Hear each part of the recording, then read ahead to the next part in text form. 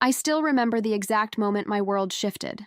It wasn't when Frank died 18 months ago, though that certainly broke me in ways I never thought possible. No, it was when my 8-year-old granddaughter Emma tugged on my cardigan sleeve one ordinary Tuesday afternoon, her blue eyes, so much like her grandfather's, wide with worry. "Grandma," she whispered, checking over her shoulder to make sure we were alone in the kitchen. "I heard Mommy and Daddy talking last night. They said they're gonna put you in one of those homes and take your lake house, but I don't want you to go." Time seemed to stop. The wooden spoon I'd been using to stir tomato sauce slipped from my fingers, leaving a red splatter across my apron. Frank's favorite, the one with embroidered sunflowers he'd given me for our 40th anniversary. "What did you say, sweetheart?" I asked, my voice surprisingly steady despite the sudden thundering of my heart. Emma's eyes welled with tears. "They think you don't hear good anymore. Daddy said it would be for the best, and Mommy said the lake house money would help them pay for my college." She clutched my hand with her small, sticky fingers. "But I don't want to college if it means you have to go away." I knelt down, ignoring the protest in my knees, and gently touched her cheek. "Thank you for telling me, baby." She had no idea she'd just saved her grandmother from being robbed, discarded, and forgotten. Everything suddenly made sense. The whispered conversations that stopped when I entered a room, Jessica's sudden interest in my financial paperwork, Brian's insistence that I should simplify my life by adding them to my accounts. I had attributed it all to concern, to love, how blind grief had made me. After Frank's heart attack, I'd been lost. When Brian and Jessica suggested I sell the lake house in Lake Arrowhead, the one Frank and I had built after decades of saving, and move in with them, it seemed like the perfect solution. I wouldn't be alone with my memories, and I could help with Emma and her younger brothers.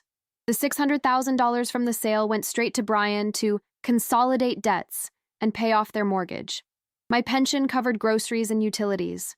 I cooked meals, drove carpool, and folded endless piles of laundry while they enjoyed dinners out and weekend getaways. I had mistaken exploitation for inclusion.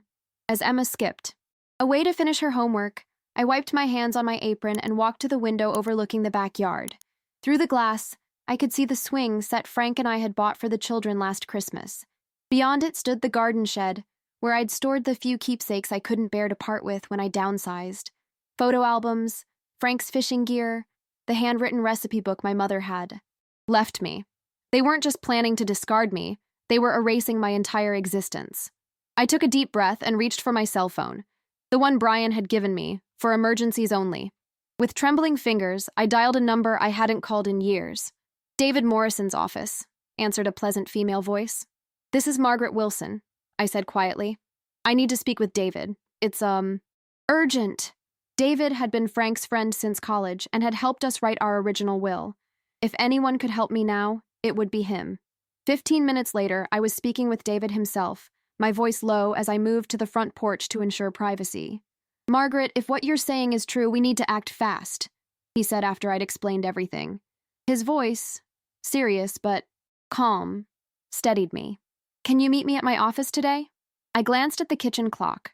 Brian and Jessica wouldn't be home for hours. They were running errands, which I now suspected meant visiting assisted living facilities. "I'll be there by noon," I promised. After hanging up, I moved with purpose I hadn't felt since Frank died. I changed out of my sauce-splattered apron into a simple blue dress, applied a touch of lipstick, and wrote a note saying I was visiting the library. Not a complete lie. I would stop there to make photocopies of important documents I'd kept hidden in my sewing basket. By 3 p.m., I had signed papers revoking Brian and Jessica's power of attorney, transferred my remaining funds to a new bank they knew nothing about, and updated my will to ensure Emma, not her, parents, would eventually receive my estate, held in trust until her 25th birthday. Most importantly, I had filed paperwork requesting repayment of the $600,000 gift now that the conditions of our agreement were being violated. "What now?" I asked David as we finished the paperwork. He leaned back in his chair. "Go home, Margaret. Act normal. I'll handle the rest." As I drove back to what I had foolishly considered my new home, a strange calm settled over me. I wasn't angry anymore. I was determined. I stopped at the grocery store and bought ingredients for pot roast, Brian's favorite dish. By the time they returned home at 5:30, the house smelled of roasting meat and baking bread. The table was set with the good china, the set Frank's mother had given us for our wedding. Something smells amazing, Mom, Brian said, kissing my cheek with practiced affection that now felt hollow. Jessica smiled tightly. You didn't have to go to all this trouble. No trouble at all, dear, I replied, my voice sweet as the apple pie cooling on the counter. Emma's in her room. She made a drawing for you both. As they headed upstairs to change, I stirred the gravy one last time and smiled to myself. They had no idea what was coming. Dinner would be served at 6:30 sharp, and by dessert, their carefully constructed house of cards would come crashing down around them. The dining room looked beautiful. I'd polished the oak table Frank had refinished himself, arranged fresh flowers in the crystal vase we'd received for our 25th anniversary, and lit candles that cast a warm glow across the fine china. If this was to be my last dinner in this house, it would be memorable. Dinner's ready, I called, my voice cheerful and steady, the voice of a woman who hadn't just discovered her own son's betrayal. Brian appeared first, freshly showered and wearing a button-down shirt. Jessica followed moments later with Emma, whose eyes met mine with silent concern. I winked at her reassuringly. Wow. Mom, what's the occasion? Brian asked, taking his seat at the head of the table, Frank's old spot, which he'd claimed without hesitation after the funeral. Does there need to be an occasion to enjoy a nice meal together? I replied, serving the pot roast with vegetables, just the way Frank used to like it. We're family, after all. Jessica smiled tightly as she poured herself a generous glass of wine. It looks delicious, Margaret. Thank you, dear. I used your mother's recipe, I lied. Jessica's mother couldn't cook to save her life, but the compliment made her stiffen slightly. A small victory. We ate in relative silence, broken only by Emma's chatter about school and the occasional compliment on the food. Brian and Jessica exchanged glances several times, clearly building up to something. I pretended not to notice, asking about their day with practiced nonchalance. Did you get all your errands done? I inquired innocently. Yes, Jessica said quickly. Just some shopping and appointments. Brian cleared his throat. Actually, Mom, we wanted to talk to you about something important. Oh? I took a small sip of water, meeting his eyes. That sounds serious. He set down his fork and folded his hands on the table, a gesture so like his father's it nearly broke my resolve. We've been thinking a lot about your future, about what would be best for you now that Dad's gone. How thoughtful, I murmured. Jessica jumped in, her voice rehearsed with false compassion. We visited a place called Shady Pines today. It's a wonderful community for seniors, with medical staff, activities, even a lake view. We thought you might like to take a tour. A nursing home? I asked, tilting my head as if considering the idea. An assisted living community. Brian corrected quickly. You'd have your own apartment, but with help nearby if you needed it, and you wouldn't have to worry about cooking or cleaning anymore. Or taking care of 3 children, I added. Softly. Jessica flushed. Well, of course, that too. You deserve to rest, Margaret. And what would happen to my things? I asked, cutting another piece of pot roast. Brian shifted uncomfortably. We'd help you downsize, of course. Most of it could go into storage until you decide what you want to do with it. And this house? I pressed, watching them carefully. We'd keep it in. The family, Jessica assured me quickly. For the children's future. I nodded slowly, as if considering their proposal. And the money from the lake house? A tense silence fell over the table. Emma looked between her parents, her small face worried. That was a gift, Brian finally said, his tone hardening slightly, to help us provide a home for you, which we've done. I see. I dabbed at my lips with a napkin, then reached beside me for the folder I'd placed on the serving cart.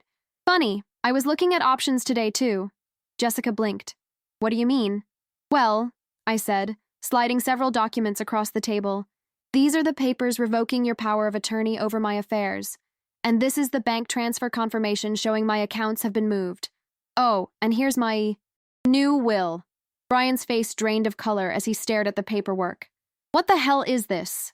Language, dear. Emma is present, I reminded him gently. Jessica snatched up one of the documents, her fingers trembling. You can't do this. We've been taking care of you. No, I corrected, my voice finally showing a hint of steel. I've been taking care of you.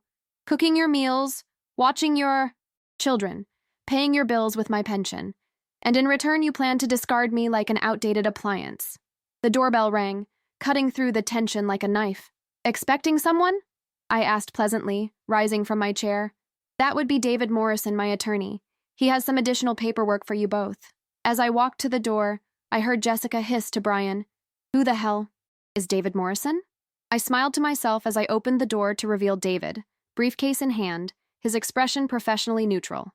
"Right on time," I said, ushering him in. "We're just finishing dinner. Would you care for some apple pie?" "Perhaps later, Margaret," he replied, following me to the dining room where Brian now stood, his face flushed with anger. "Mom, what is going on? Who is this man?" "David Morrison," my attorney introduced himself, extending a hand that Brian ignored. "I've been Mrs. Wilson's lawyer for many years. Please sit down. We have important matters to discuss." Jessica remained seated, her knuckles white around her wine glass. "We don't need to discuss anything. This is a family matter." "I'm afraid it's a legal matter now," David countered, opening his briefcase and removing a thick document. "This is a formal demand for repayment of the $600,000 Mrs. Wilson provided you from the sale of her Lake Arrowhead property." He slid the paper across to them with practiced precision. "You breached the agreement. She was promised a permanent home here in exchange for financial assistance. That agreement is now void. Legally, you owe her everything, plus interest." Emma, who had been watching with wide eyes, suddenly spoke up. "Are you in trouble, Daddy?" Brian's face contorted with rage and embarrassment. "No, honey. Grandma is just confused. She doesn't understand what's best for her." I looked my son directly in the eye and said with perfect clarity, "I may have been grieving, Brian, but I was never gullible." The silence that followed was deafening. The morning after what Emma innocently called the angry dinner, I woke early in the guest bedroom that had been my home for 18 months. Sunlight filtered through curtains I'd sewn myself, illuminating the few personal touches I'd been allowed in this space. A photo of Frank and me on our 40th anniversary, my grandmother's quilt, and a small bookshelf holding my favorite novels. Outside my door, the house was eerily silent. No sounds of Emma getting ready for school, no coffee maker gurgling, no morning news playing on the kitchen television. The silence spoke volumes about the new reality we all faced. I dressed carefully in a simple blue dress and cardigan, applied a touch of lipstick, and packed the essentials I would need for the day. Then, taking a deep breath, I stepped into the hallway. Jessica stood at the kitchen counter, clutching a mug of coffee as if it were a lifeline. When she saw me, her expression hardened. "I hope you're satisfied," she said coldly. "Brian was up all night calling lawyers." I poured myself a cup of coffee before responding. "Where are the children?" "Brian took them to school early. We didn't want them to be part of..." She gestured vaguely between us. "This ugliness." "You mean the ugliness you and Brian created?" I asked quietly. "I'm not the one who plotted to put their mother and grandmother in a nursing home while stealing her assets." Jessica's face flushed. "It wasn't like that. We were trying to do what's best for everyone." "Best for everyone, or best for your bank account?" I sipped my coffee calmly, savoring the bitter warmth. "Where is my son now?" "Meeting with our lawyer." Jessica's voice carried a hint of triumph. "You won't get away with this, Margaret. Brian is your power of attorney. He'll have your ridiculous claims dismissed by lunchtime." I smiled slightly. "I suggest you check the paperwork David left. The power of attorney was revoked yesterday, properly notarized and filed with the county. As for the money, we have text messages between you and Brian discussing how to handle Mom and her assets, not to mention an email you sent your sister referring to me as the walking checkbook." The color drained from Jessica's face. "You went through my private emails?" "No, dear. Your sister forwarded it to me. Apparently, she didn't approve of your plans." I set down my empty cup. "She always did like me." Jessica sank into a chair, her confident facade crumbling. "What do you want from us? We can't possibly repay $600,000. We'd lose everything. You should have thought of that before you decided to discard me," I said, not unkindly. "I'm not doing this out of vengeance, Jessica. I'm doing it because I need to protect myself. You've left me no choice." "Where will you go?" she asked, suddenly looking lost, perhaps realizing for the first time that her free childcare and housekeeper was walking out the door. "David has arranged a temporary apartment for me while we sort things out." I gathered my purse and the small suitcase I'd packed earlier. "I'll be back for the rest of my things once I'm settled." "And the children?" Her voice wavered. "Emma will be devastated." "I would never abandon my grandchildren," I assured her firmly. "Once I'm settled, we can arrange visits. That is, if you and Brian still want me in their lives. The front door opened before Jessica could respond. Brian stormed in, his face a thundercloud of rage and fear. When he saw me standing there, suitcase in hand, he stopped short. "Going somewhere?" he demanded. "Good. Morning, Brian," I said calmly. "Yes, I'm leaving. David is picking me up shortly." "You can't just walk out," he exploded. "After everything we've done for you." I looked at my son, my only child, the boy I'd nursed through chicken pox and heartbreaks, taught to ride a bike and drive a car, and felt a profound sadness. "What exactly have you done for me, Brian? Besides taking my money and plotting to abandon me?"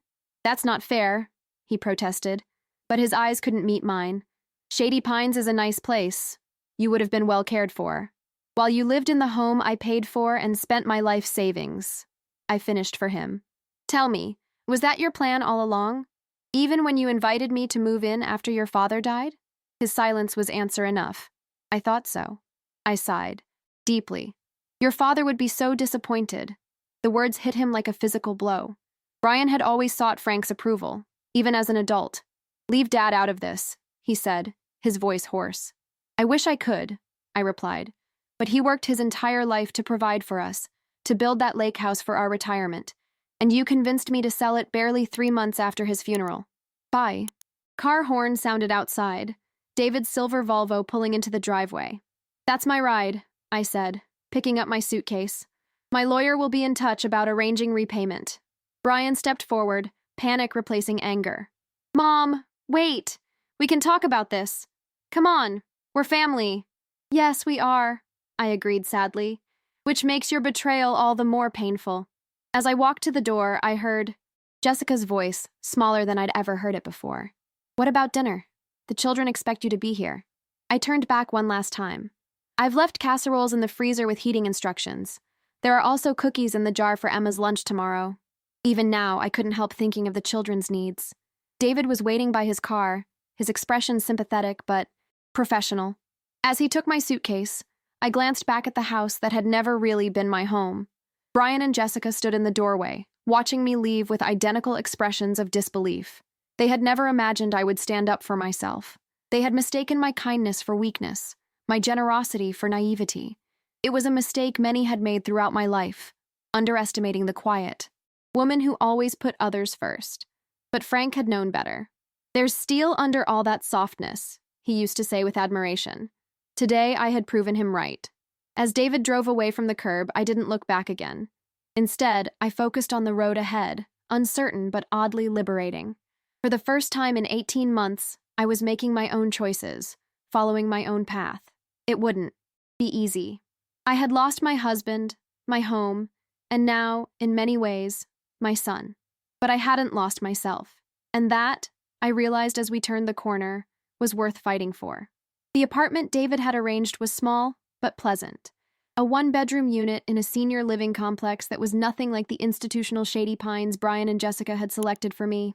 It had large windows overlooking a well-maintained courtyard, a compact kitchen with new appliances, and most importantly, a door I could lock against unwanted intrusions. "It's just temporary," David explained as he set down my suitcase. "Until we resolve things with Brian and Jessica. The lease is month to month." I walked to the window and looked out at the courtyard where several residents were enjoying the afternoon sunshine. An elderly man was reading on a bench, while 2 women chatted over coffee at a small table. "It's perfect," I said, surprising myself with how much I meant it. After 18 months of tiptoeing around Brian and Jessica's house, never quite feeling at home, this tiny apartment already felt more welcoming. "I've arranged for the rest of your belongings to be moved from their house tomorrow," David continued. "Is there anything specific you need tonight?" I shook my head. "I have everything essential. And honestly, David, I've learned how little I truly need to be comfortable." He nodded, understanding in his eyes. David had known me for decades, had seen me at my strongest alongside Frank, and at my most vulnerable after his death. "Margaret, I want you to know how proud Frank would be of you today." The mention of my husband's name brought unexpected tears to my eyes. "I hope so," I whispered. "I keep wondering what he would say about all this." "He'd say, 'That's my Maggie,'" David replied with certainty. "He always said you were the strongest person he knew." After David left, promising to return the next day with updates, I unpacked my small suitcase and began to make the Apartment mine. I arranged Frank's photo on the bedside table, placed my favorite books on the empty shelves, and made a cup of tea in the new kitchen. As evening approached, the reality of my situation began to sink in.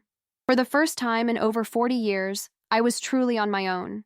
No husband to discuss the day with, no grandchildren bursting in with stories and drawings, not even the distant sounds of a family going about their evening routine. The silence was deafening. I was just contemplating what to do about dinner when my phone rang. Emma's face flashed on the screen, a photo taken last Christmas, her smile missing 2 front teeth. "Grandma?" Her small voice quavered when I answered. "Where are you?" "Daddy said you went on a trip." My heart ached at the confusion in her voice. "Not exactly a trip, sweetheart. I've moved to my own apartment." "But why?" She sounded close to tears. "Is it because of what I told you? Did I make you leave?" "No, Emma, absolutely not," I assured her quickly. "You did exactly the right thing by telling me the truth. Grown-ups sometimes have disagreements that need to be sorted out, that's all." "Are you coming back?" she asked hopefully. I chose my words carefully. "I won't be living with you anymore, but that doesn't mean I won't see you. We can visit and have special outings together. Promise?" "I promise, sweetheart." The sound of voices in the background made me ask, "Are your parents there?" "Yes," Emma whispered. "Daddy's really mad. He and Mommy are fighting."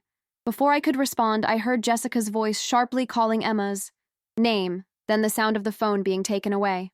"Mom?" Brian's voice now, tight with controlled anger. "We need to talk about what you're doing to this family."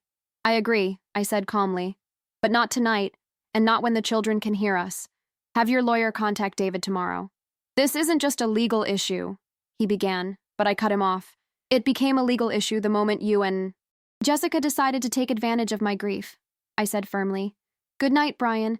Give the children my love." I ended the call before he could respond, my hands trembling slightly. Standing up to my own son felt unnatural, against every maternal instinct I possessed. But as Frank used to remind me during Brian's rebellious teenage years, sometimes loving your child means holding them accountable. The next morning brought a flurry of activity. Movers arrived with boxes from Brian's house. My clothes, books, and personal items carefully packed, no doubt by Jessica, whose organizational skills were impressive, even when her moral compass was not. David called with updates on the legal proceedings, and to my surprise, a neighbor knocked on my door to introduce herself. "I'm Irene from across here." "The hall," said a stylish woman in her 70s, holding out a plate of homemade cookies. "Welcome to Riverside Gardens. We're having coffee in the community room at 10 if you'd like to join us." My first instinct was to decline. I had unpacking to do, legal matters to worry about, but something in Irene's warm smile made me reconsider. When was the last time I'd simply sat and chatted with people my own age? Not as someone's mother or grandmother, just as Margaret? "I'd love to," I heard myself say. "Thank you." By mid-afternoon, I'd met a dozen of my new neighbors, accepted 3 dinner invitations, and signed up for a weekly book club. The community was primarily made up of widows and widowers who had downsized by choice, not necessity. They were active, engaged, and refreshingly direct about their lives. "So your son tried to pull a fast one, huh?" asked Arthur, a retired history professor with kind eyes and a no-nonsense manner. "Can't say I'm surprised. My daughter tried to get me to sign over my house to her last year. Said it was for estate planning purposes." "What did you do?" I asked, curious. He chuckled. "Told her she could have it when they carried me out feet first. Not a day sooner. She didn't speak to me for 3 months. And now? Now she respects boundaries," he said simply. "Sometimes they need to learn we're still capable of making our own decisions." That evening, sitting on my new small balcony watching the sunset, I felt something I hadn't experienced since Frank died. Peace. Not happiness, exactly. The wound of Brian's betrayal was still too fresh for that, but a quiet certainty that I was exactly where I needed to be. My phone chimed with a text message from David. "Court date set for next month. Brian's lawyer requesting mediation first. Thoughts?" I considered the question carefully. Despite everything, I didn't want a drawn-out legal battle with my own son. Not for his sake, but for Emma and her brothers, who shouldn't have to witness such family discord. "Agree to mediation," I typed back, "but make our terms clear. Full repayment plan, visitation rights with grandchildren, and a formal apology." David's response came quickly. "You're being more generous than they deserve." Perhaps I was, but as I watched the sky turn from gold to deep purple, I realized that generosity had always been my strength, not my weakness. The difference now was that I understood its value and my own. The mediation was scheduled for exactly 2 weeks after my departure from Brian and Jessica's house. During that time, I settled into my new apartment and established a routine that felt surprisingly comfortable. Mornings began with coffee on my small balcony, followed by a walk around the complex gardens with Irene or Arthur. Afternoons were devoted to unpacking and organizing my new space, interspersed with phone calls from David updating me on the legal proceedings. But the hardest part was the silence from Brian. Despite my request to see my grandchildren, he had maintained a stubborn radio silence, broken only by a few tearful phone calls from Emma that always seemed to be cut short by Jessica hovering in the background. Tall die. The morning of the mediation, I dressed with particular care. A tailored navy dress Frank had always admired, pearl earrings he'd given me for our 30th anniversary, and just enough makeup to look polished but not trying too hard. As David had advised, appearances mattered in these situations. "Remember," David said as we walked into the mediator's office, a tasteful space in a downtown office building. "We're negotiating from a position of strength. The law is on our side, but a compromise that acknowledges the family relationship might be in everyone's best interest." I nodded, my throat tight with emotion I couldn't quite name. Was it anger, disappointment, or simply grief for what should have been? The mediator, a calm woman in her 50s named Patricia Winters, greeted us warmly and explained the process. We would each have time to present our positions, followed by discussion of possible resolutions. Brian and Jessica were already seated at the large conference table, their lawyer beside them, a sharp-looking man in an expensive suit who barely glanced in my direction. Brian looked terrible. His normally well-groomed appearance had deteriorated. His shirt was wrinkled, and dark circles shadowed his eyes. Jessica, by contrast, was immaculately dressed in a conservative outfit that screamed, "responsible daughter-in-law." The contrast wasn't lost on me. "Mrs. Wilson," the mediator began after introductions were complete, "perhaps you could start by explaining what brought us here today." I took a deep breath and looked directly at my son. 18 months ago, my husband, Brian's father, passed away unexpectedly. During my grief, Brian and Jessica suggested I sell our lake house and move in with them. I agreed, believing it was a permanent arrangement that would benefit everyone. The proceeds from the sale, approximately $600,000, went to Brian to pay off their mortgage and other debts. Jessica shifted uncomfortably in her chair. "Recently," I continued, "I discovered that Brian and Jessica were planning to move me to an assisted living facility against my wishes, while keeping the money from my lake house sale. I'm here today because I want that money returned." Brian's lawyer leaned forward. "Mrs. Wilson, my clients dispute your characterization of events. The money was a gift with no strings attached. As for the assisted living facility, they were simply concerned about your well-being." "My well-being?" I repeated, a rare edge entering my voice. Is that why they discussed their plans in secret? Why they didn't consult me about my own future? Why my 8-year-old granddaughter was the one who finally told me the truth? The mediator intervened smoothly. "Mr. and Mrs. Wilson, would you like to respond to your mother's statements?" Brian cleared his throat, not quite meeting my eyes. "Mom, we never intended to hurt you. We thought Shady Pines would be better for you. Professional care, activities with people your own age. You seemed lonely." "Lonely," I echoed. "I was grieving, Brian. There's a difference." "As for the money," Jessica interjected, her voice controlled, "we understood it was a gift to help establish our family home, where you were welcome to stay as long as you wished. Yet you were planning to remove me from that home," I pointed out, "without my consent." "We were trying to do what's best for everyone," Jessica insisted, a hint of frustration breaking through her composed facade. David spoke up then, his tone reasonable but firm. "The problem, Mrs. Wilson, is that your actions suggest otherwise. We have evidence, text messages, emails, indicating you and Brian were primarily motivated by financial considerations." Jessica paled slightly. Brian shot her a questioning look. The mediator intervened again. "Perhaps we should focus on potential resolutions. Mrs. Wilson, what exactly are you seeking?" I folded my hands on the table. "First, I want a formal repayment plan for the $600,000. I understand they can't repay it all at once, but I need financial security. Second, I want guaranteed regular visitation with my grandchildren. And third, I want an acknowledgement of what really happened here." "That's ridiculous," Jessica snapped, her composure finally cracking. We can't possibly repay that amount. We'd lose our house. The house my money paid for, I reminded her quietly. Brian's lawyer conferred with them in hushed tones before responding. My clients could potentially agree to a modest monthly payment, but $600,000 is simply not feasible. Perhaps Mrs. Wilson would consider a smaller settlement amount? David and I had anticipated this. We're willing to accept $450,000, David countered, with a reasonable payment schedule. Mrs. Wilson isn't interested in forcing her son's family into financial hardship, but she does require sufficient funds to secure her own future. The negotiations continued for nearly 3 hours. Numbers were proposed and rejected. Payment schedules were drafted and revised. Through it all, I maintained a calm exterior, though inside I was exhausted by the clinical dissection of what should have been loving family relationships. During a brief recess, I found myself alone in the hallway with Brian, while our lawyers conferred separately. The awkward silence stretched between us like a physical barrier. "How are the children?" I finally asked, my heart aching for Emma and her brothers. Brian ran a hand through his disheveled hair. "They miss you. Emma keeps asking when you're coming home." "I miss them too," I said softly. "More than you know." He sighed heavily. "Mom, I never meant for things to get this ugly. We were struggling financially after Dad died. The opportunity seemed perfect. You needed a place to stay, we needed help with the mortgage. It just evolved from there, into a plan to discard me in a nursing home and keep my money." I finished for him. He had the grace to look ashamed.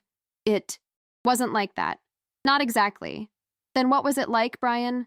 I asked, truly wanting to understand how my son, the baby I'd nursed and raised, the boy Frank had taught to fish and drive, could have betrayed me so completely. Before he could answer, Jessica appeared in the hallway, her expression hardening when she saw us talking. "The mediator's ready to continue," she said curtly, taking Brian's arm possessively. The final agreement, reached as afternoon shadows lengthened across the conference room, was a compromise neither side found entirely satisfactory, which, as the mediator pointed out, likely meant it was fair. Brian and Jessica would repay $475,000 over 7 years, secured by a lien against their house. I would have scheduled visitation with my grandchildren 3 days each week, including 1 overnight stay. Most importantly, they would provide a written acknowledgement that the money had been provided with the understanding that I would have a permanent home with them, an understanding they had breached. As we signed the necessary paperwork, I studied my son's face. The anger was gone, replaced by a weary resignation. Jessica signed quickly, her lips pressed into a thin line of displeasure. Neither looked at me directly. "I hope someday you'll understand," I said quietly as we prepared to leave. This wasn't about the money. It was about respect.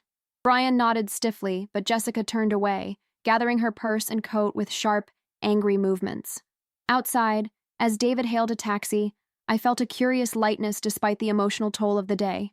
The agreement wasn't perfect, but it gave me what I needed most: security for my future and continued connection with my grandchildren. "You did well in there," David said as we waited. "Frank would be proud." I smiled slightly, picturing Frank's reaction to the day's events. He would have been furious with Brian, protective of me, but ultimately practical about moving forward. Yes, I think he would. The taxi arrived, and as I settled into the back seat, I realized something important. I hadn't once thought about what Frank would have done today, only what he would have thought about what I did.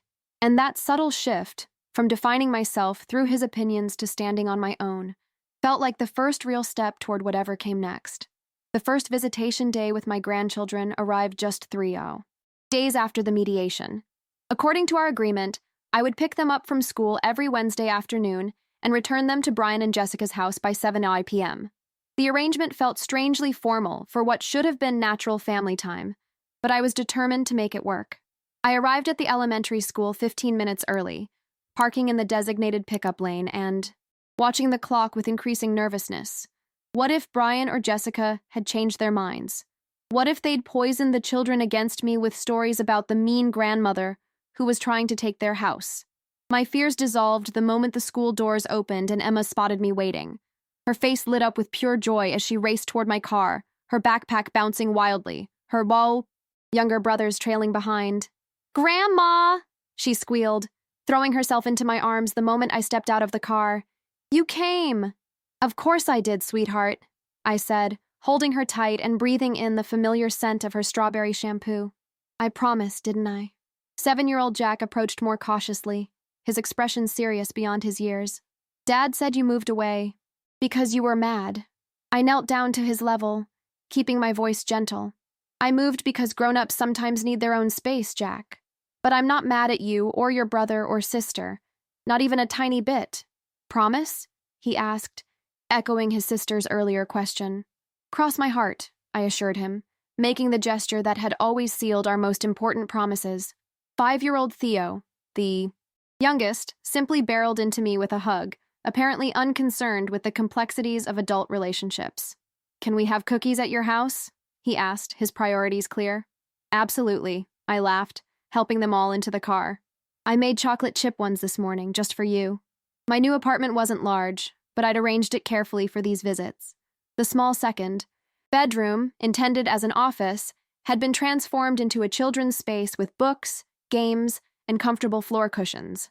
The refrigerator was stocked with their favorite snacks, and I'd hung their artwork on the walls to make the space feel familiar. It's small, Emma observed as I gave them the tour, her tone more curious than judgmental. It is, I agreed, but it's just right for me. And for when you visit. I like it, Jack declared, already investigating the bookshelf. It's cozy. The afternoon passed in a whirlwind of cookies, stories, and games. I helped Emma with her math homework, listened to Jack read aloud from his new library book, and built block towers with Theo that we delighted in knocking down. For a few precious hours, the tension and heartache of recent weeks faded into the background, replaced by the simple joy of being with my grandchildren. All too soon, it was time to take them home. As we pulled into Brian and Jessica's driveway, I felt a knot forming in my stomach. This would be my first time seeing the house since I'd left so abruptly 2 weeks ago. Will you come inside, Grandma? Emma asked hopefully, as I helped Theo unbuckle his seatbelt. Before I could answer, the front door opened and Jessica appeared, her expression carefully neutral. Children, dinner's ready. Say goodbye to Grandma and come wash up. Emma's face fell. But Grandma always has dinner with us on Wednesdays. Jessica's smile tightened. That was before. Things are different now. I kept my voice light for the children's sake. It's okay, Emma. I'll see you next Wednesday. And remember, you're staying overnight with me this weekend. After a round of hugs and kisses, I watched the children file into the house, Jessica closing the door firmly behind them, without so much as a nod in my direction. The message was clear. I might have legal rights to see my grandchildren, but I was no longer welcome in their home. The rejection stung more than I cared to admit. Driving back to my apartment, I found myself battling a familiar wave of grief, not just for Frank this time, but for the family unit I'd once taken for granted. As I pulled into my parking space at Riverside Gardens, I noticed a figure sitting on one of the courtyard benches. Arthur, the retired professor I'd befriended during my first days here. He waved when he saw me, and something about his kind expression broke through my carefully maintained composure. Rough day? He asked as I approached, tears now flowing freely down my cheeks. I nodded, unable to speak, and he simply patted the bench beside him. We sat in companionable silence as the evening shadows lengthened, Arthur occasionally offering his handkerchief but asking no questions. My daughter didn't speak to me for almost a year after I refused to give her my house, he said finally. Brought her husband and their lawyer to my hospital room after my hip surgery. Thought I'd be too medicated to understand what I was signing. I looked at him in surprise. What happened? He chuckled dryly. I told them to get out and called my own lawyer from the hospital phone. The nurse helped me. Said she'd seen it happen too many times to count. And your daughter? Did you reconcile eventually? Arthur nodded slowly. After her divorce. Turns out it was her husband pushing for my property all along. Wanted to sell it and move to Florida. He paused, his eyes distant with memory. She came to me in tears. Said she'd been a fool to listen to him over her own father. Brian and Jessica are still very much united against me, I sighed. Give it time, Arthur advised. The truth has a way of surfacing, especially in marriages built on shaky foundations. His words stayed with me that evening, as I prepared a simple dinner and settled in with a book I couldn't quite focus on. Was there truth still waiting to surface in Brian and Jessica's marriage? And if so, did I even want to know what it was? My answer came sooner than expected. The next morning, as I was returning from my daily walk with Irene, I found a familiar car parked in the visitor's spot, Brian's silver sedan. He was sitting inside, hands gripping the steering wheel, though the engine was off. When he saw me approach, he got out slowly, looking even more haggard than he had at the mediation. "Mom," he said simply, his voice rough with emotion. "Brian," I replied, unsure whether to be concerned or defensive. "Is everything all right? The children are fine," he assured me quickly. I needed to talk to you, alone." Something in his expression, vulnerability I hadn't seen since he was a boy, made me nod.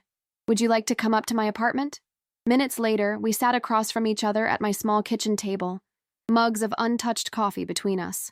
Brian looked around the apartment with surprise, taking in the cheerful curtains, the vase of fresh flowers, the photographs of the children displayed prominently on the bookshelf. "It's nice," he said finally. "Nicer than I expected." "What did you expect?" I couldn't help asking. "Shady Pines?" He winced at the reference. "I deserve that." "Why are you here?" "Brian?" I asked directly, too emotionally drained for small talk. He stared into his coffee mug for a long moment before answering. "Jessica's having an affair." Of all the things I had expected him to say, this wasn't even on the list. "I'm sorry," I said automatically, maternal instinct overriding our recent conflicts. "With her personal trainer," he continued, a bitter laugh escaping him. "How cliché is that?" "I found the texts on her phone last night."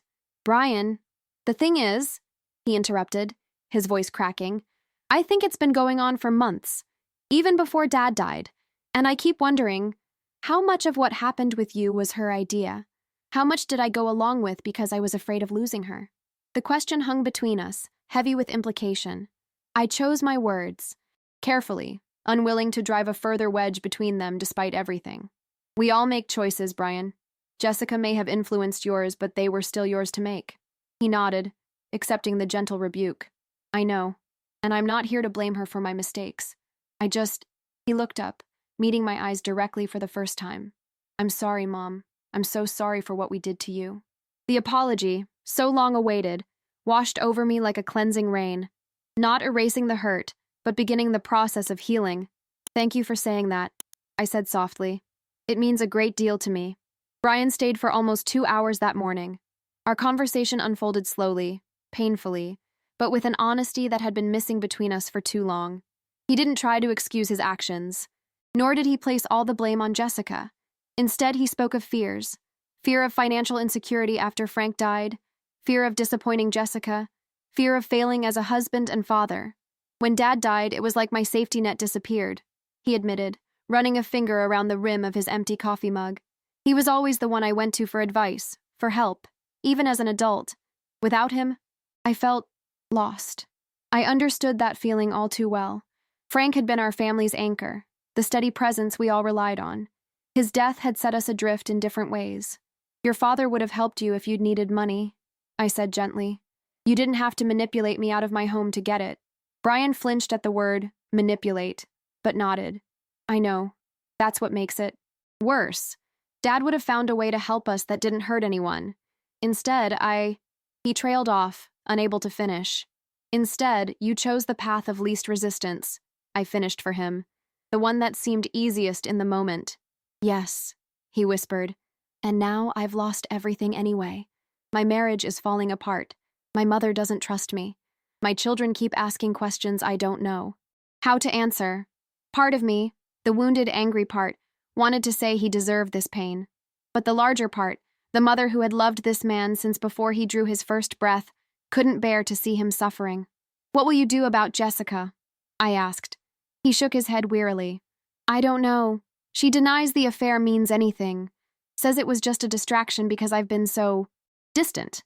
Blames me, essentially." "And do you believe her?" "I don't know what to believe anymore." He looked around my apartment again, his gaze settling on a photo of Frank holding newborn Emma.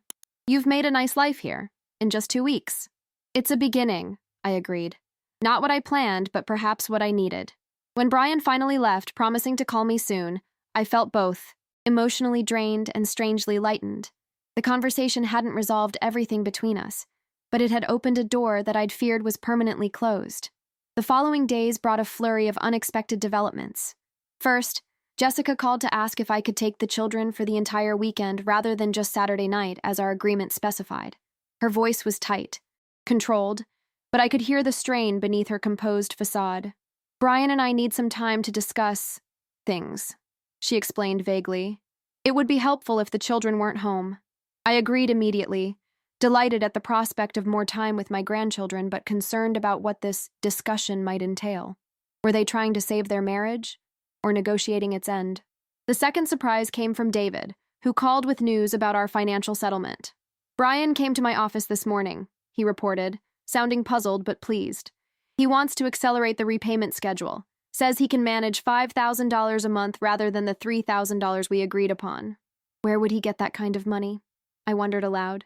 Brian's architectural firm provided a good living, but not an extravagant one. David's pause spoke volumes. He mentioned something about selling Jessica's car and cutting back on some unnecessary expenses. I got the impression things are tense in their household. The third development was perhaps the most unexpected. On Thursday afternoon, as I was preparing my apartment for the children's extended weekend visit, my doorbell rang. When I opened it, I found myself face to face with Jessica's mother, Eleanor. "Margaret," she said briskly, her tailored suit and perfect makeup a stark contrast to my casual house-cleaning attire. "May I come in?" Eleanor and I had never been close. She had always found me too traditional, too focused on family rather than career. I had found her materialistic and emotionally distant, particularly with her only daughter. Our relationship had been one of polite tolerance for the sake of our shared grandchildren. "Of course," I said, stepping back to allow her entry. "This is unexpected." She glanced around my apartment with the same assessing eye I'd seen her use at charity galas, taking in every detail. "It's smaller than I expected," she remarked. "It suits me," I replied, simply offering her a seat and a cup of tea, which she declined. "I'll be direct, Margaret," she said, perching on the edge of my sofa. "Jessica called me last night, quite distraught. It seems she and Brian are having difficulties." I nodded, but offered no comment. Whatever Jessica had told her mother was between them. "She mentioned your financial situation," Eleanor continued. "The repayment plan for the lake house money? That's between Brian, Jessica, and me," I said carefully. "I'm not comfortable discussing it with others." Eleanor waved a manicured hand dismissively. "I'm not here to interfere. Quite the opposite." She reached into her designer handbag and withdrew a checkbook. "I want to resolve this situation, for everyone's sake, but especially for my grandchildren." I watched in astonishment as she wrote a check, tore it out, and placed it on my coffee table. $400,000, she stated flatly. "Consider it an advance on the repayment plan. Brian and Jessica can repay me over time without the pressure of legal obligations hanging over their heads." I stared at the check, momentarily speechless. It represented almost the entire remaining balance of what they owed me. "Eleanor, I don't understand.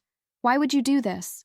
She sighed, a flicker of genuine emotion crossing her perfectly composed face. "Because whatever mistakes Jessica has made, and I'm not blind to my daughter's flaws, those children deserve stability. Their parents' marriage may or may not survive the current situation, but at least they won't lose their home in the process." I studied her face, seeing beyond the polished exterior to the concerned grandmother beneath. For all our differences, we shared that fundamental concern, the well-being of Emma, Jack, and Theo. "I appreciate the gesture," I said carefully, "but I'm not sure accepting this is the right thing to do. Brian needs to take responsibility for his actions." "And he will," Eleanor assured me, "just without the fear of bankruptcy hanging over his head while he does it. Consider it my investment in family peace." After she left, check still untouched on my coffee table, I called David for advice. His response was pragmatic. "It's a valid option, Margaret. The money is what you're owed, regardless of who pays it. And if Eleanor has the means and willingness, it might be the cleanest resolution." "But it feels like letting Brian and Jessica off the hook," I protested. "From what you've told me, they're facing plenty of consequences already," David pointed out gently. "Their marriage is in crisis. Their financial situation is strained, and Brian at least seems to be genuinely remorseful. The question is, what outcome do you truly want here?" That question stayed with me throughout the evening as I prepared the children's rooms and baked cookies for their arrival. What did I want? Restitution, certainly. Security for my future. But beyond that, I wanted my relationship with my son restored. I wanted my grandchildren to grow up in a stable, loving environment. I wanted peace, not just the absence of conflict, but genuine healing for our fractured family. By morning, I had made my decision. I deposited Eleanor's check, then called David with specific instructions on how to proceed. He listened carefully, then said, "Are you sure about this, Margaret? It's more than generous." "I'm sure," I replied, feeling a certainty I hadn't experienced since before Frank's death. It's what Frank would have wanted, and more importantly, it's what I want. When Brian dropped the children off that evening, his face was drawn with exhaustion, but he managed a small smile for his excited children as they rushed to explore my apartment and discover what treats awaited them.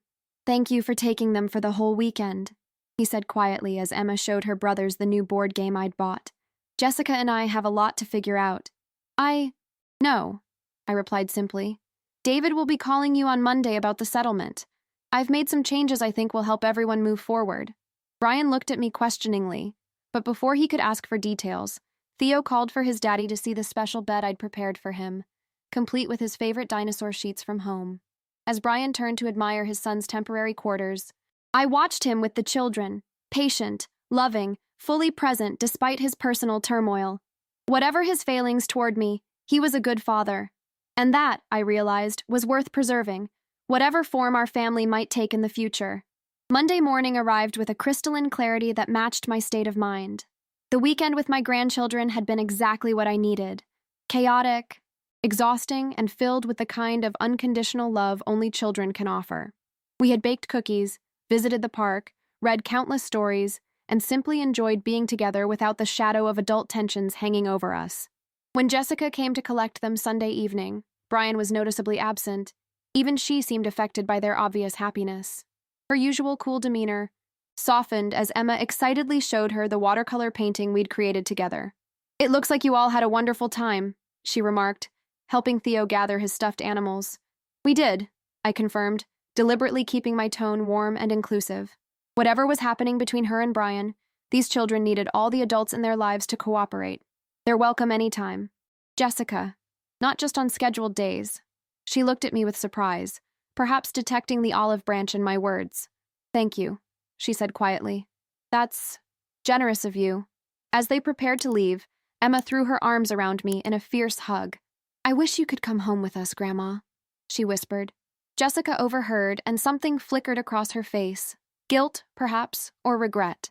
"Maybe Grandma could come for dinner sometime," she suggested, the words clearly difficult for her to say. "Would you like that, Emma?" Emma's face lit up. "Yes. Can you come tomorrow, Grandma? Please?" Before I could respond, Jessica interjected smoothly. "Grandma probably has plans, sweetheart, but soon." It was a small gesture, but significant coming from Jessica. As they drove away, I wondered what had prompted this slight thaw in her icy attitude. Had Eleanor spoken to her? Or was she simply recognizing, as I had, that our conflict was hurting the children we all loved? I didn't have long to ponder the question. Early Monday afternoon, my phone rang with a call from David. "I've just finished speaking with Brian," he reported. He was, well, shocked would be an understatement. I smiled, picturing Brian's reaction to the news David had delivered. "I imagine so. He asked me 3 times if I was serious," David continued, a hint of amusement in his voice.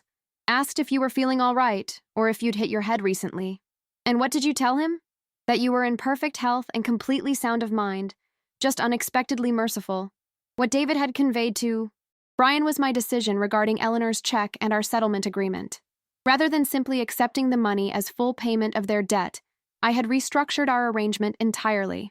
I would keep $200,000 of Eleanor's payment, enough to secure a comfortable retirement for myself, especially when combined with my pension and Social Security. The remaining $200,000 would be placed in trust. Funds for Emma, Jack, and Theo's education. Additionally, I was releasing Brian and Jessica from their remaining financial obligation to me, with one significant condition. They had to commit to family counseling for at least 6 months. All of us, Brian, Jessica, the children, and me, would participate in rebuilding our relationships with professional guidance. "He wants to see you," David said. "Asked if you'd meet him for lunch tomorrow." I agreed readily, curious about how Brian would respond to my decision face to face. We arranged to meet at a small cafe halfway between our homes, Neutral territory for what promised to be an emotional conversation. The next day dawned bright and clear, a perfect early autumn day with just a hint of crispness in the air.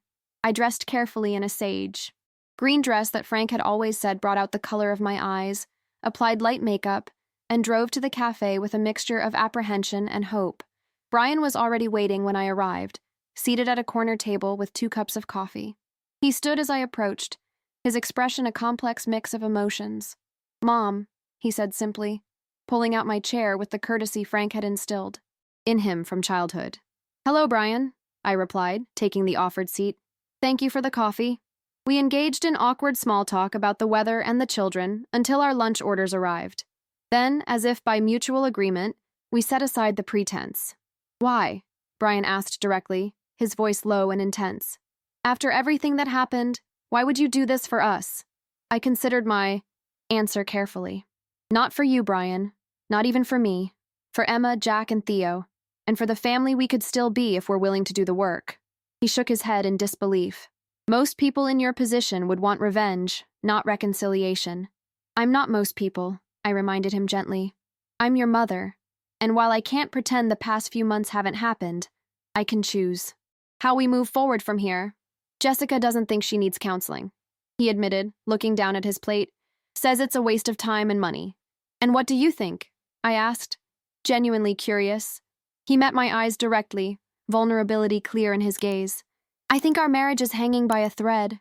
I think our children deserve better than what they've been getting lately. And I think," he paused, swallowing hard, "I think I need to understand how I became someone who could treat his own mother the way I treated you." His honesty touched me deeply. This was the son I remembered, the thoughtful boy who had grown into a man capable of self-reflection and growth. "The counseling condition is non-negotiable," I said firmly. "All of us need to participate, including Jessica. It's the only way forward." Brian nodded slowly. "I'll make it happen. Somehow."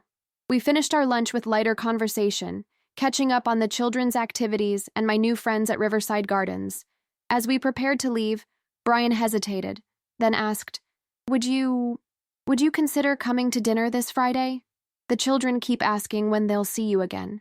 "I'd like that," I said sincerely, "but only if Jessica is genuinely comfortable with it. This won't work if we're forcing civility." He promised to confirm once he'd spoken with Jessica, and we parted with a tentative hug, the first physical contact between us since before I'd left their home. Driving back to my apartment, I felt a cautious optimism taking root. The road ahead wouldn't be easy, but for the first time in months, it seemed possible that our family might heal. What I didn't anticipate was Jessica's reaction to our lunch conversation. The next morning, as I was having coffee with Irene in the courtyard, my phone rang with her number. "Margaret," she said without preamble, her voice strained but determined. "We need to talk. Can I come to your apartment today?" Surprised but willing, I agreed to meet her that afternoon. When she arrived precisely at the appointed time, I was struck by how different she looked from her usual polished self. Her hair was pulled back in a simple ponytail, her face free of makeup, her designer clothes replaced by jeans and a plain sweater. "Thank you for seeing me," she said formally as I invited her in. She declined my offer of tea or coffee, preferring to get straight to the point. "Brian told me about your decision, about the money and the counseling condition." I nodded but remained silent, waiting for her to continue. "I don't understand why you're doing this," she said bluntly. "After what we did, what I did, you should hate us. You should want to punish us." "Would that make you feel better?" I asked quietly. "If I punished you?" She looked startled by the question. No. I don't know. Jessica, I didn't make this decision to confuse you or to claim some moral high ground," I explained. "I made it because it's the only path I can see that leads to healing for all of us, especially the children." She sat down heavily on my sofa, suddenly looking exhausted. "My mother told me what she did. About the money. She cares about you. And the children," I said simply. Jessica's laugh was bitter. "She cares about appearances. Always has. Can't have her daughter going through a messy divorce and financial scandal. Bad for her social standing." The words revealed more about their mother-daughter relationship than Jessica probably intended. I chose my next words carefully. Whatever her motivations, her actions gave us all a chance to step back from the brink. The question is, what do you want to do with that chance? Jessica was silent for a long moment, staring out the window at the courtyard where several residents were enjoying the pleasant afternoon. Finally, she turned back to me, her expression vulnerable in a way I'd never seen before. "I don't know if our marriage can be saved," she admitted quietly. "There's so much damage, so many secrets and resentments. That's what the counseling is for," I pointed out gently.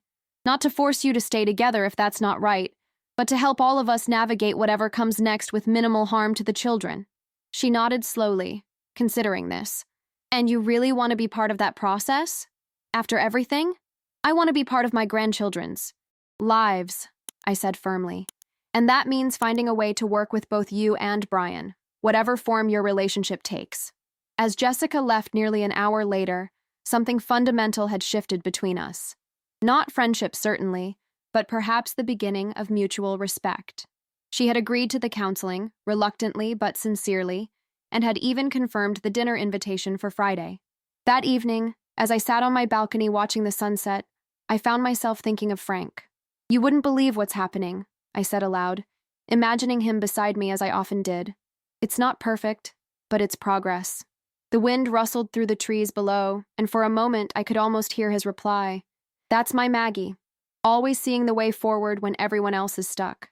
Looking back, I smiled at the memory of his voice, feeling his presence more strongly than I had since his death.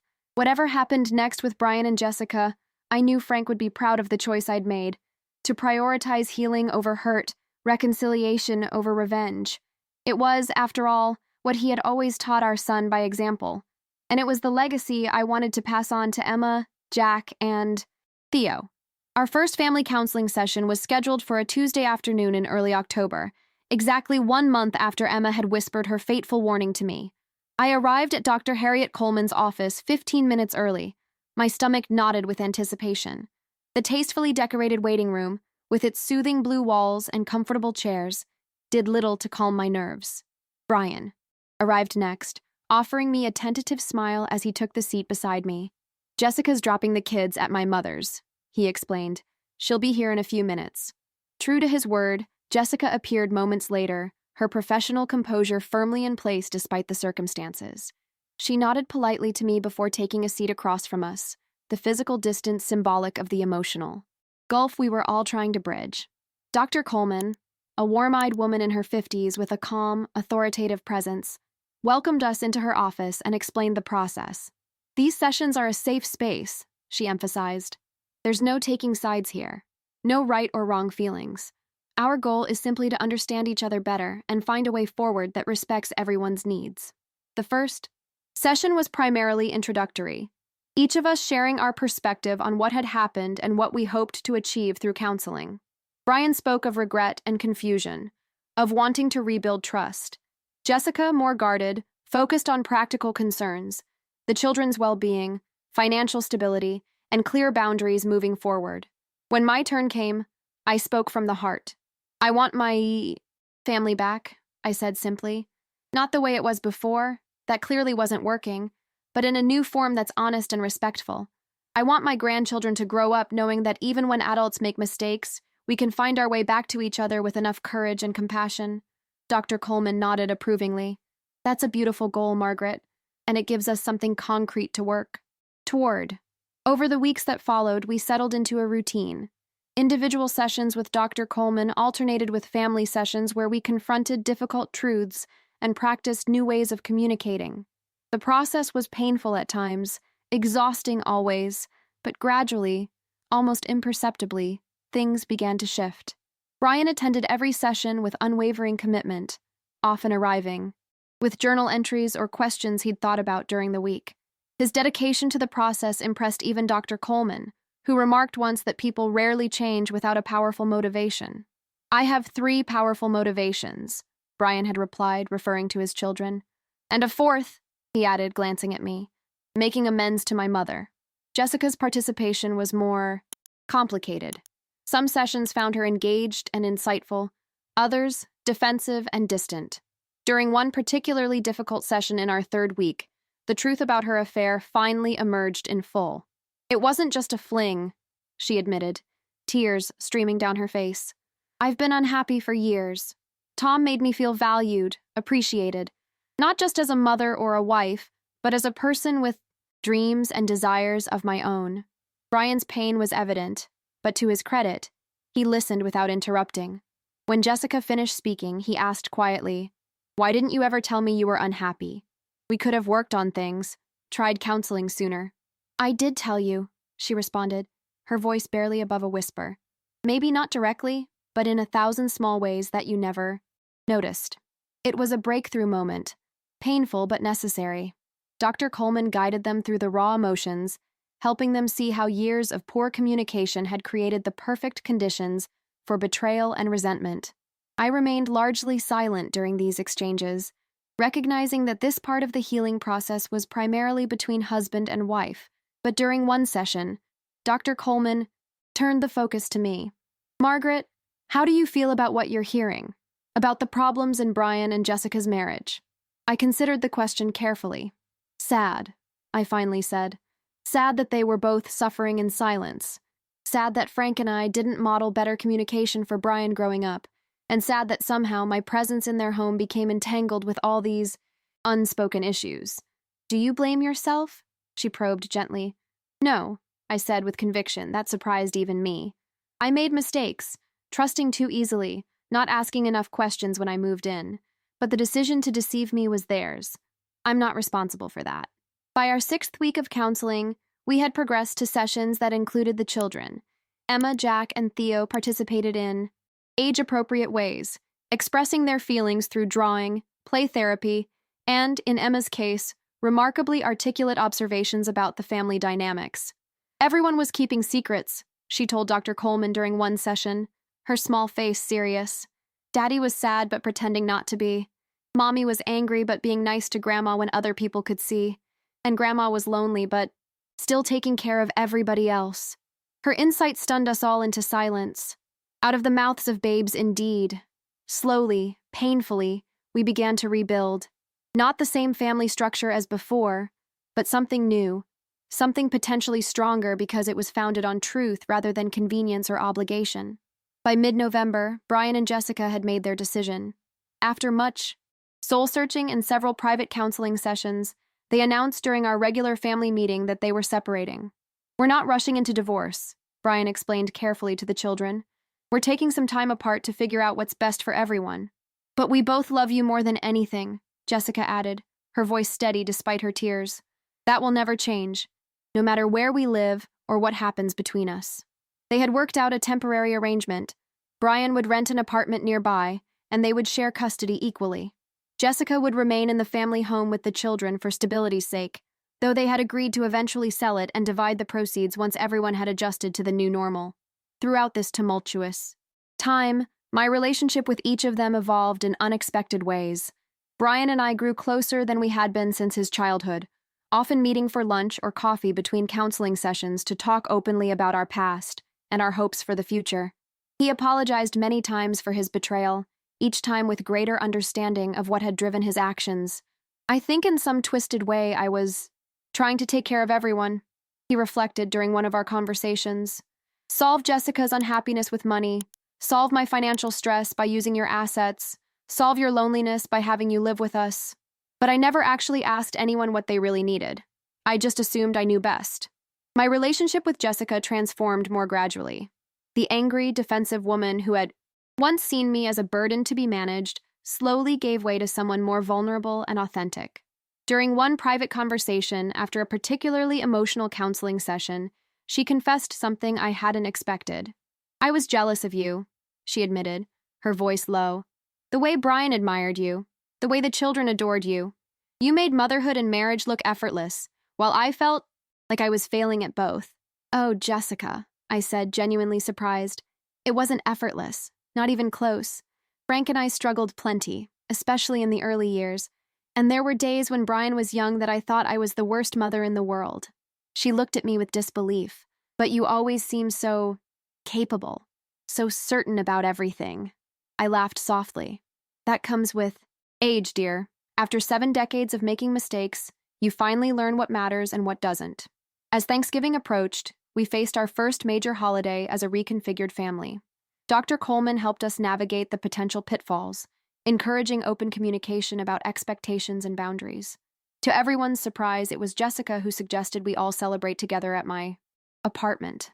It's neutral territory, she explained practically, and it would be good for the children to see that we can still function as a family, even if it looks different now. And so, on a crisp November morning, my small apartment filled with the chaos and warmth of family. Brian arrived early to help me prepare the turkey, his culinary skills far surpassing my own. Jessica followed with the children and a spectacular pumpkin pie she'd baked from scratch. Even Eleanor made an appearance, bringing expensive wine and making a visible effort to be pleasant to everyone. As we gathered around my extended dining table, borrowed from the community room downstairs with the blessing of my new friends, I looked at the faces of my family. Not perfect, not without scars, but healing. Really, healing. When Brian suggested we each share something we were thankful for, Emma went first without hesitation. "I'm thankful that nobody has to pretend anymore," she said with the simple wisdom of childhood, "and that Grandma has her own pretty house where we can all visit." Her words captured the essence of our journey so perfectly that I felt tears spring to my eyes. From the whispered warning that had started it all to this moment of genuine togetherness, we had traveled a long, painful road, but we had traveled it together. And that, I realized as I squeezed Emma's small hand in mine, was something truly worth being thankful for. Spring came to Riverside Gardens in a riot of color, daffodils and tulips dotting the courtyard, cherry blossoms floating like pink snow across the walking paths. I had lived in my apartment for 6 months now, through the stark beauty of winter and into this season of renewal. Like the gardens outside my window, I too had blossomed in ways I never expected. On this particular April morning, I was preparing for a special occasion, Emma's 9th birthday party. For the first time since our family's reconfiguration, we were hosting a true celebration that included not only our immediate family but also Emma's friends from school and my new circle from Riverside Gardens. My apartment wouldn't accommodate such a gathering, so we had reserved the community center with its spacious great room and adjacent kitchen. Brian had arrived early to help with decorations, hanging streamers and balloons with the same attention to detail he brought to his architectural drawings. "Mom, where do you want the gift table?" he called from across the room, a familiar note of easy affection in his voice that had been absent for so long. "By the windows, I think," I replied, arranging a centerpiece of spring flowers on the refreshment table. "The light is better there for photos." We worked in companionable silence for a while, the rhythm of our collaboration comfortable and natural. So much had changed in the 6 months since that fateful day when Emma had whispered her warning. Brian and Jessica's separation had become more permanent, though they hadn't yet filed for divorce. Brian had found an apartment just 10 minutes from the family home, allowing him to remain deeply involved in the children's daily lives. More surprisingly, Jessica and I had developed a relationship based on mutual respect, if not quite friendship. Our weekly family counseling sessions had continued, gradually decreasing in frequency as we all adjusted to our new normal.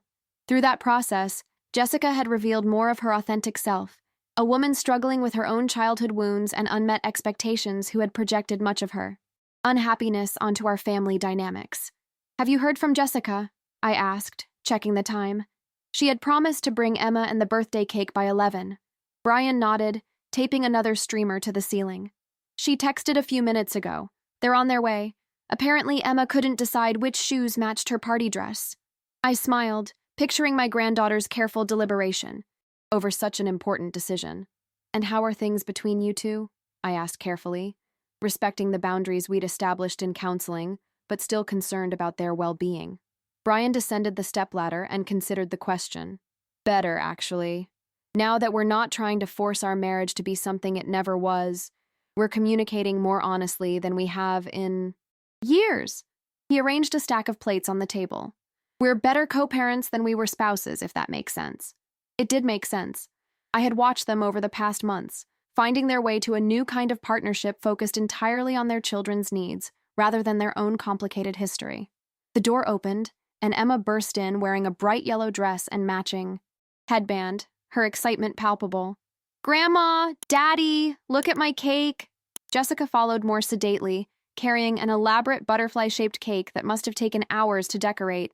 "The bakery outdid themselves," she said, placing it carefully on the designated table.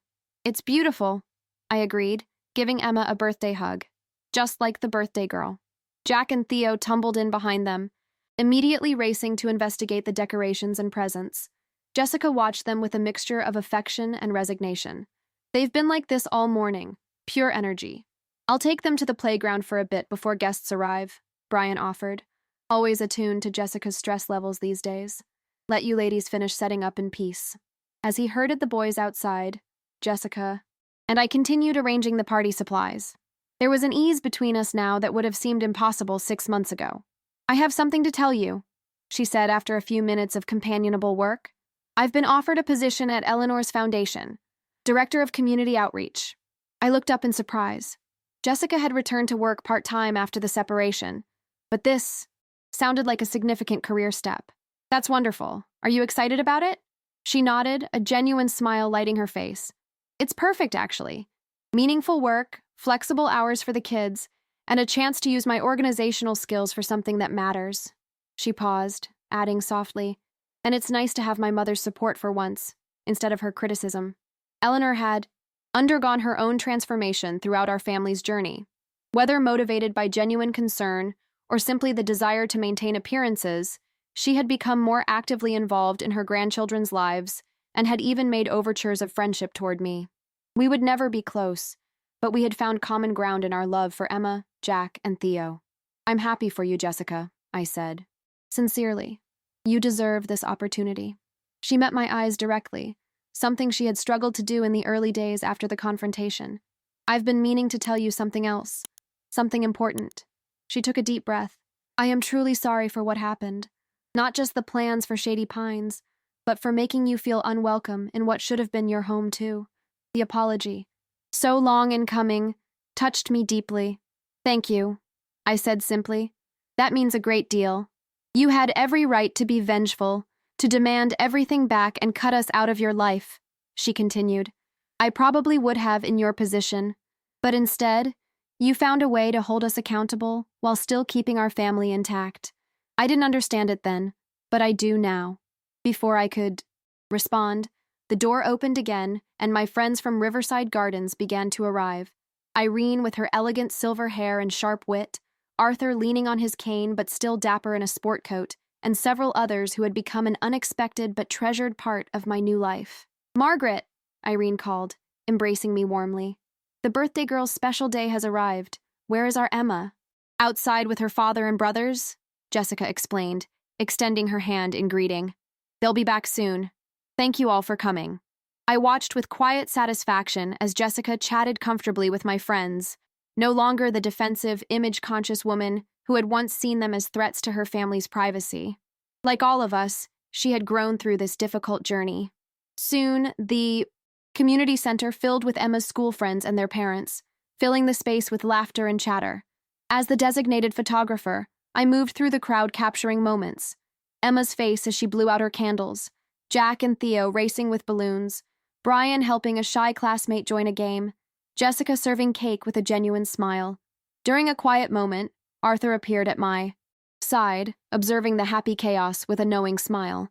You've created something remarkable here, Margaret, he said, gesturing to the diverse gathering.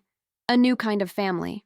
I considered his words, watching as Brian lifted Theo onto his shoulders while Jessica adjusted Emma's headband before she opened presents. Not created, I corrected gently. Restored, with a lot of help and a few necessary adjustments. Arthur nodded, understanding in his eyes. The best families are the ones that can bend without breaking, adapt without losing their essential connections. He patted my hand affectionately. Frank would be proud of what you've accomplished here. The mention of my late husband brought a familiar ache, but one that had softened with time. I think he would, I agreed, though he probably would have handled everything with more grace and less legal intervention than I did. Arthur chuckled. Sometimes a little legal intervention is exactly what's needed to get everyone's attention. As the party wound down and guests began to depart, Emma found me sitting by the window, taking a moment's rest from the festivities. This was the best birthday ever, Grandma, she declared, climbing onto the chair beside me. Did you have fun too? The most fun, I assured her, smoothing her hair. I'm so happy we could all celebrate together.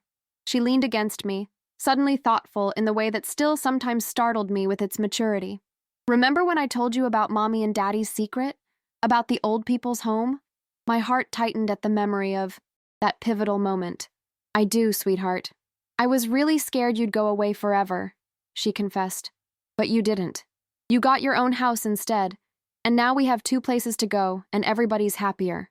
She looked up at me with those clear blue eyes, so like Frank's. That's better than the secret plan, isn't it? Much better, I agreed, hugging her close. Sometimes things don't work out the way we expect, but they work out exactly as they should. Later that evening, after the party debris had been cleared away and the children had gone home with Jessica, Brian lingered to help me carry gifts and leftover food back to my apartment. As we settled at my kitchen table with cups of coffee, he seemed contemplative. I've been thinking about the lake house, he said suddenly. About how much it meant to you and Dad. I nodded, memories of those peaceful summers washing over me. It was our dream for 40 years. Your father designed every inch of it himself. I know, Brian said quietly, and I let you sell it without a second thought. He met my eyes directly. I'm using part of my share from selling our house to buy you a new place at the lake. Not the same one, I know. That's gone. But something similar. Something that could be yours again. I was speechless for a moment, touched beyond words by the gesture. Brian, that's not necessary. I'm happy here. I know you are, he acknowledged, but it's not about necessity. It's about restoration. You gave up something precious because you trusted me, and I betrayed that trust. I can't undo what happened, but I can. Try to make it right. As I looked at my son, Frank's son, I saw the man he had always had the potential to be. The man who had been temporarily lost in fear and poor choices. We'll talk about it, I said finally. But whatever happens with houses or money, know that what matters most has already been restored. Our family. After Brian left, I sat on my balcony watching the stars emerge one by one in the darkening sky. So much had changed in the 6 months since Emma's whispered warning. I had lost a house, but found a home. Lost certain illusions about my son, but gained a deeper, more honest relationship with him. Even discovered new friendships that enriched my life in ways I couldn't have imagined. You were right, Frank, I said softly to the night air. The truth always finds its way to the surface, one way or another. A gentle breeze rustled the new spring leaves, and I could almost hear his reply. And you were strong enough to face it when it did, Maggie. You always were. I smiled, feeling his presence as clearly as the wooden bench beneath me. Whatever challenges lay ahead, and life would surely bring more, I knew now that I could face them. Not just for my grandchildren or for Brian, but for myself. The woman who had emerged from this difficult journey was stronger, wiser, and more authentically herself than she had been in years. As Emma had so wisely observed, nobody had to pretend anymore. And in that truth, however painful its birth had been, we had all found freedom.